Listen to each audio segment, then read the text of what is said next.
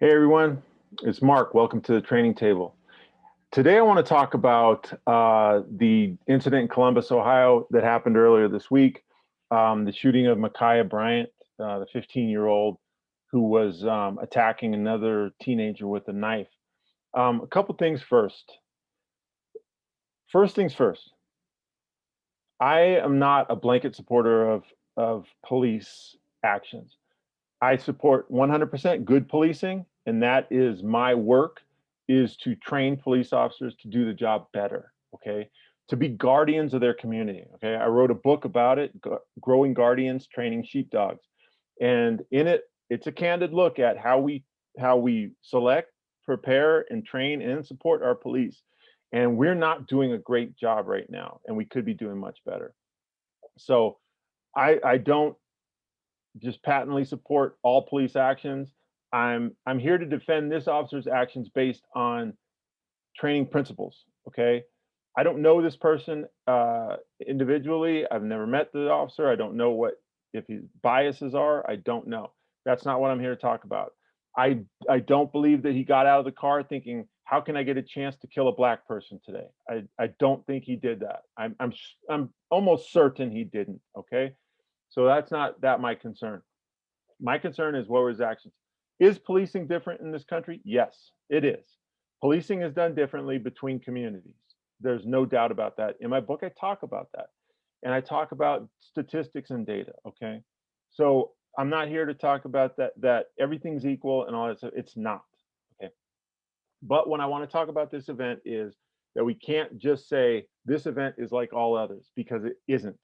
It wasn't, right? And I saw another event that I'm going to talk about real quick that this one was compared to an event that occurred in Florida, and I'm going to tell you why it's not the same. Okay, so that being said, I understand that Miss Bryant was a 15-year-old girl. I understand that she called the police. I understand that she was being bullied. Here's some things I want you to understand.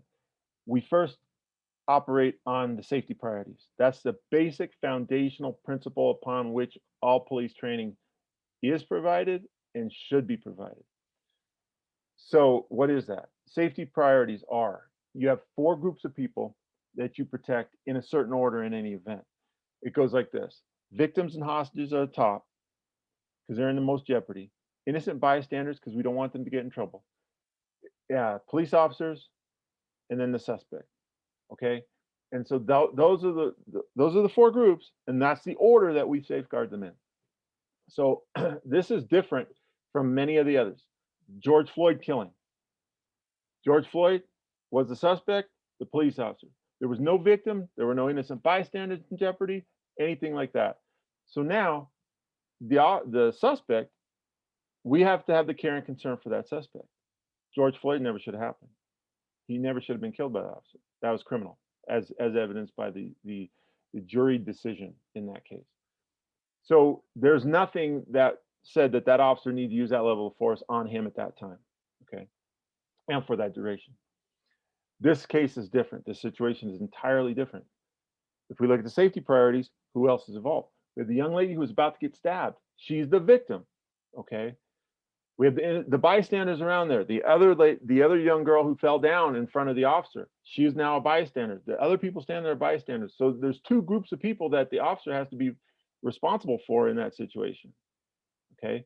So understand that his decision making does take into account Miss Bryant, but she is the fourth consideration. Okay. She's got a weapon. A knife is a lethal weapon. All right. He is under no obligation to use a lesser amount of force to stop her from doing what she's doing. So he doesn't have to say use a taser. A taser is a very low percentage tool when there's a subject is moving around. It's hard for those two probes. There's two probes that have to go into a person, and they have to both contact um, optimally the skin so that the electrical current gets transferred between them. There's all kinds of variables that come into play in a taser.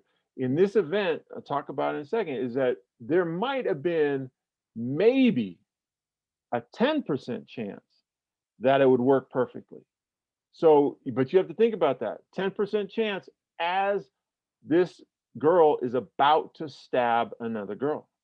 So 10%, then how much time do you have finding out it's not working to now go to something else that does work? All right. So it's not it's not imperative that that officer tries to use some really low amount of force in order to protect Miss Bryant. I understand. She called the police. She was being bullied.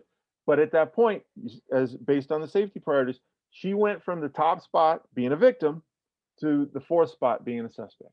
Okay. By her actions. So she can't stay a victim as she's running after another girl with a knife trying to stab her. She's no longer a victim because that girl is not actively trying to kill her either. Okay. If they were bullying her, if they were calling her names, if they were doing all that stuff, okay, it's not a valid reason. If it is a valid reason that you can be bullied over here and now take physical, aggressive, violent action over here, then a lot of our school shootings would be valid. The shooter would have had valid reason by some people's logic, saying that being bullied now somehow makes Ms. Bryant not a suspect in this situation. So that being said, I want to show you this video, and you're going to see it in real time, the event, how it unfolds. Okay, this is from a security camera that is across the street. And this is the officer approaching. The officer's driving up right now.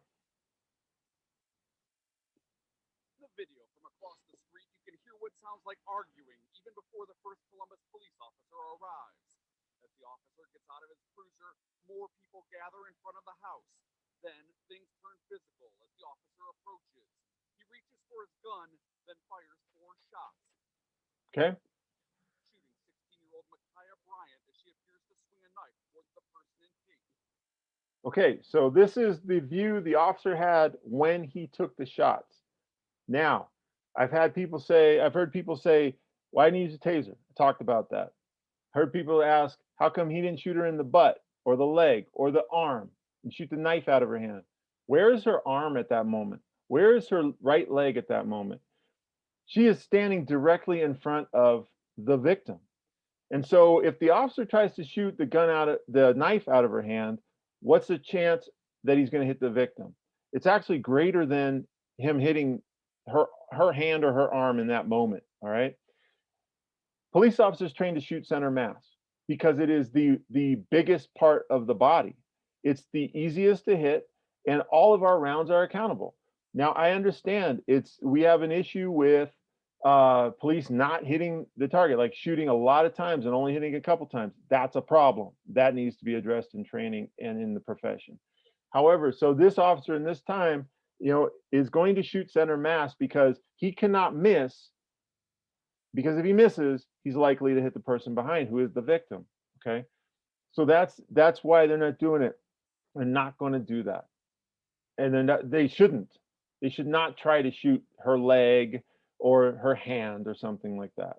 That's for the movies. All right. So understand that what this officer is doing is deciding who's the most important person. And right here in his view, who is the most important person in this moment? The young lady in pink. It's not Ma'khia Bryant. I'm sorry. It's just not. And so for everybody who wants to say, well, he should have been more responsible to Ma'khia Bryant, no, he's responsible to the young lady in pink right now. Ma'khia Bryant has given up that position by doing this. She gave up the position of victim by being in this spot right here. She is no longer a victim, okay? So when we're talking about she's bullied, that's great, but she's no longer a victim here. If she had come running out of the house to the officer and said, these girls were doing this, that, and the other thing, the officer would have dealt with it that way. But she didn't do that. Okay. Now I understand she was a young girl, 15, 16 years old. She's got a lot of stressors on her life, a lot of things, coping skills, all that kind of stuff. And this is a tragedy. This is a true tragedy. But it's not because of the officer's actions. It's a tragedy because Miss Bryant ended up in this position right here. That's why it's a tragedy. Now, I want to compare it to another incident that I saw this compared to. And the question was, why didn't the police officer shoot this kid in this video? And, of course, it's because he was white and because she was black. And yes, race does play into our interactions. It does. I'm not going to say it doesn't. Race does play into our interactions based on our comfort, based on our security, our insecurities, based on long time developed, deep-seated biases, prejudices, and stereotypes that we have in our society. Okay, but I just wanted to show this, and I'm going to tell you why this is different. Now, this one was in Florida. Let me back it up to here. He's talking to this kid who's suicidal or what have you. He's chased him. The kid has stopped. And now he says, I want to put you in handcuffs because I don't want you running from me. The thing of it is, you're still not in trouble. But obviously, I can't trust you not to run anywhere. All right? So, come on. Come on. I'm going to put you in handcuffs for now. Okay? Hey! You shot me. He's got a knife. Hey! Stop! Stop! Stop it! Okay. So people say, well, how come he didn't shoot that kid? He stabbed him. All right. Here's the difference. Safety priorities. In the first event, in this event right here, you have the police officer and the suspect. If the police officer chooses to not use deadly force in that case, right then when he's getting stabbed, that's his option. If maybe perhaps it unfolded too quickly, but what happened was the kid stabbed him and then took off running. So now for the officer, the threat has gone. Legally, morally, ethically, and based on policy, he can't shoot the kid as he's running away because that's used to be the fleeing felon law, and that went out in the 80s. And so he can't shoot. There is no threat right now. The kid is running away.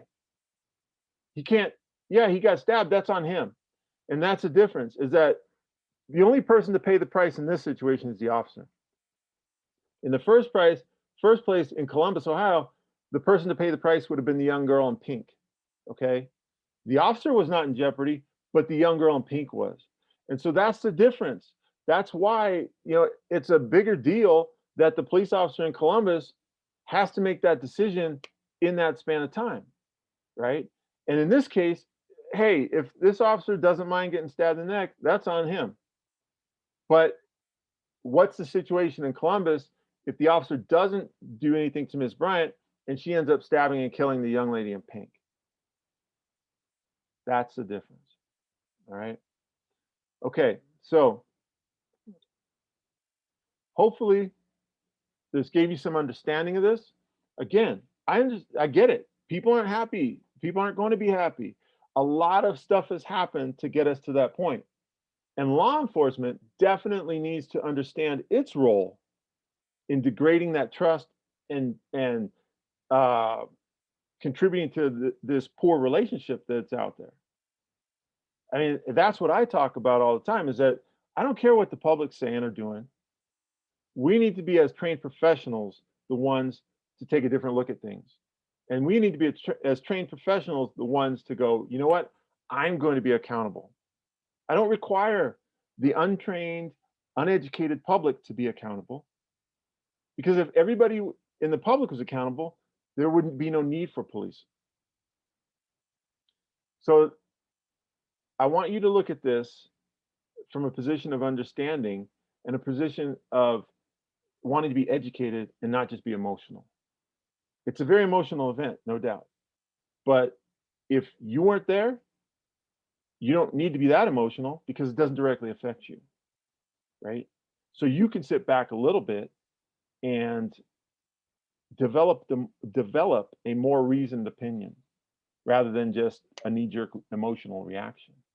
Okay. All right. So hopefully this gave you some insight. Comments, concerns, questions, hit me up. And other than that, thank you for tuning in to the training table.